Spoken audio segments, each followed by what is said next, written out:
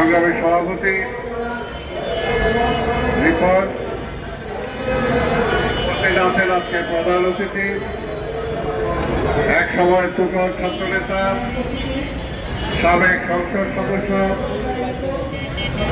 বিএনপির vice chairman জননেতা জনাব শামসুজ্জামান দুদু, অন্যান্য নেতৃবৃন্দ, সমবেত ভাই ও বোনেরা, আসসালামু আলাইকুম।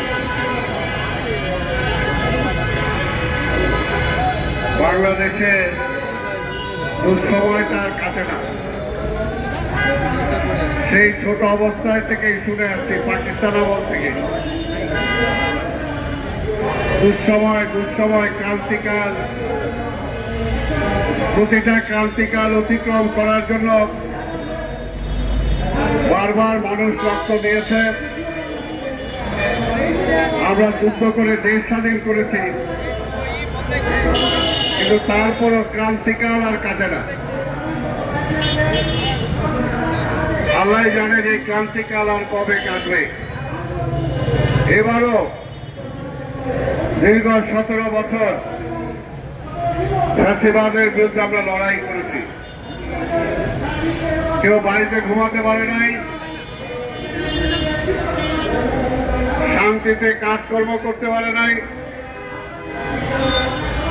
অনেককে হত্যা করা হয়েছে, গুম করা হয়েছে, জখম করা হয়েছে, জেলে পাঠানো হয়েছে। সবার আশা ছিল 5ই আগস্টে ফ্যাসিবাদকে বিদায় করেছি, দেশে গণতন্ত্র ফিরে আসবে, মানুষের ভোটের অধিকার ফিরে আসবে এবং এই দেশে গণতন্ত্র ফিরে আসবে, সার্বভৌমত্বের হুমকির সম্মুখীন হবে না।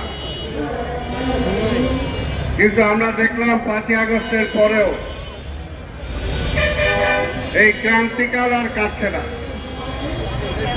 বরঞ্চ এটা আরো গভীর হচ্ছে। এবং এই গভীর যে হবে এটা আমরা আগেই বলেছিলাম। আপনারা যারা বিএনপিকে সমালোচনা করেন, আমরা বলেছিলাম দেশে গণতন্ত্র ফিরে আনতে যত দেরি হবে দেশের সংকট তত বাড়বে, গণতন্ত্র তত প্রশ্নের সম্মুখীন হবে, সার্বভৌমত্ব তত প্রশ্নবোধক হবে। এবং আমাদের কথাটা যে সঠিক এতদিনও তো সবার বোঝা উচিত। যেমনি শেখ হাসিনার আমলে বলেছিলাম, শেখ হাসিনা আপনি গণতন্ত্রের পথটা বন্ধ করেন না, সরকারে যাওয়ার, সরকার থেকে নামার যে পথ সেটা হলো ভোট। এই ভোটের মাধ্যমে সরকার পরিবর্তনের পথটা আপনি বন্ধ করেন না। কিন্তু তিনি শুনেন নাই। তিনি নিজেই বলেছিলেন ক্ষমতা থাকলে নামাও জোর করে। জনগণের ক্ষমতা যে কত কিরকম হতে পারে সেটা হাসিনা টের পেয়েছে। পিছনের দরজা দিয়ে তাকে পলায়ন করতে হয়েছে। তাই আজকে বলতে চাই, যারা এই বাংলাদেশকে নিয়ে এখনো বিভিন্ন রকম ট্রিটমেন্ট করছেন, কিরকম গণতন্ত্র, কতটুকু গণতন্ত্র, কতটুকু সংস্কার, কোন নির্বাচন কিভাবে হবে, কারা আসবে, এই যে যারা বিভিন্ন রকম বসে খালি সংস্কারের চিন্তা করছেন, সময় বেশি নাই। আপনাদের বলি সময় বেশি নাই। এই দেশের মানুষ অপেক্ষা করে, কিন্তু বেশি দিন অপেক্ষা করে না। তাই বলবো, এই সরকারকে আমরা এনেছি, আমরা চাই এই সরকার সফল হোক। তার সফলতা একটাই, একটা গ্রহণযোগ্য নির্বাচনের মধ্য দিয়ে একটি নির্বাচিত সরকারের কাছে ক্ষমতা অর্পণ করা। এটাই আপনার একমাত্র কাজ। এটাই আপনার সফলতা। এটা যদি না পারেন তাহলে কোনোটাই প্লাস পয়েন্ট পাওয়ার সুযোগ নাই। ইতিমধ্যে অনেক মাইনাস পয়েন্ট আপনার থলিতে জমা হয়েছে। আজকে আমার স্বাধীনতা সার্বভৌমত্ব নিয়ে প্রশ্ন আসছে। আজকে পার্বত্য চট্টগ্রামে বর্তমান সরকার উপদেষ্টা তিনি নিজে স্বীকার করেছেন যে প্রতিবেশী রাষ্ট্র পরাজিত ফ্যাসিবাদ ষড়যন্ত্র করে পাহাড়ে অস্থির অবস্থা সৃষ্টি করছে। এটা এত পরে বুঝলেন?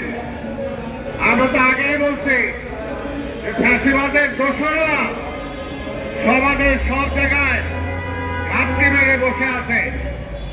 তারা সুসংগঠিত হওয়ার আগে ন্যূনতম সংস্কার করে নির্বাচন দেন। তখন তো বলছেন খালি নির্বাচন দেওয়ার জন্য এই সরকার আসে নাই, তাহলে কিসের জন্য আসছেন? আজকে স্বাধীনতা হুমকির সম্মুখীন হবে আর আপনি খালি বিবৃতি দেবেন সেটার জন্য? অনেকদিন ধরে বাংলাদেশে পুশিং হচ্ছে, ভারতীয় নাগরিকদেরকে পুশিং করে আমাদের দেশে পাঠাচ্ছে, কোন প্রতিবাদ নাই। রোহিঙ্গা নতুন করে বাংলাদেশে পাঠানো হচ্ছে। ভারতের যে সমস্ত রোহিঙ্গা ছিল সেই ভারতের রোহিঙ্গাদের বাংলাদেশে পাঠিয়ে দিচ্ছে। কোন প্রতিবাদ নাই। আজকে আমাদের স্বাধীনতা সার্বভৌমত্বের বিরুদ্ধে পরিষ্কারভাবে হুমকি দিচ্ছে আমাদের পার্বত্য চট্টগ্রামকে নিয়ে দীর্ঘদিন ধরে ষড়যন্ত্র। এই ষড়যন্ত্রের নির্যাতন আবার আমরা নতুন করে দেখতে পাচ্ছি। সেটার বিরুদ্ধে এই সরকার তেমন কোনো ভূমিকা নিতে পারে নাই। খালি কথা বলেন, অনেকেই সমালোচনা করেন, কিন্তু একটু চিন্তা করে দেখেন শহীদ রাষ্ট্রপতি জিয়া রহমান যদি পার্বত্য চট্টগ্রামে সেই সময় আমাদের এই দেশের নাগরিকদের সম অধিকার না দিত, জায়গা নেওয়ার অধিকার না দিত, তাহলে এতদিনে পার্বত্য চট্টগ্রাম আমার থাকতো না। তাই বলতে চাই, দেশের মধ্যে দেশ হয় না, দেশ একটাই বাংলাদেশ। বাংলাদেশের প্রতিটি নাগরিকের পাহাড়িদের যে অধিকার আছে আমারও অধিকার আছে।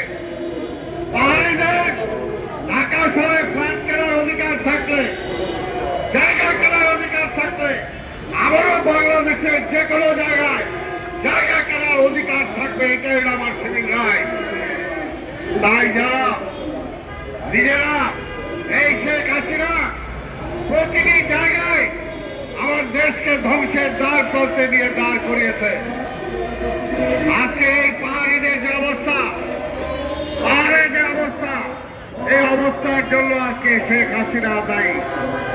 তাই ভাই আমার এখন একটি দরকার, সেই কারণে আমরা বলেছি নির্বাচনের কথা আমরা এমনি বলি নাই। নির্বাচনে একটা নির্বাচিত সরকার থাকলে তাহলে যতটুকু জোর করে এই আধিপত্যবাদের বিরুদ্ধে কথা বলতে পারবে, কুশিনের বিরুদ্ধে কথা বলতে পারবে, আমার বাড়ির জন্য কথা বলতে পারবে, রোহিঙ্গাদের ব্যাপারে কথা বলতে পারবে, এবং যারা আমার স্বাধীনতা সার্বভৌমত্বের উপরে হুমকি দেয় তাদের বিরুদ্ধে কথা বলতে পারবে, সেই সরকার দরকার। আজকে নতুন করে আরেকটা ফর্মুলা আনছেন ওরা, পিআর না টিআর না জিআর। আবার এটা একটা দল বলে যদি আপনার না জায়গা থাকেন আপনারা ক্লাস নেবেন। আপনার ক্লাস নেওয়ার দরকার নাই, আপনার ক্লাস আপনি দলকে দেন। দেশবাসীকে ক্লাস দিয়ে পড়া ওই পিআর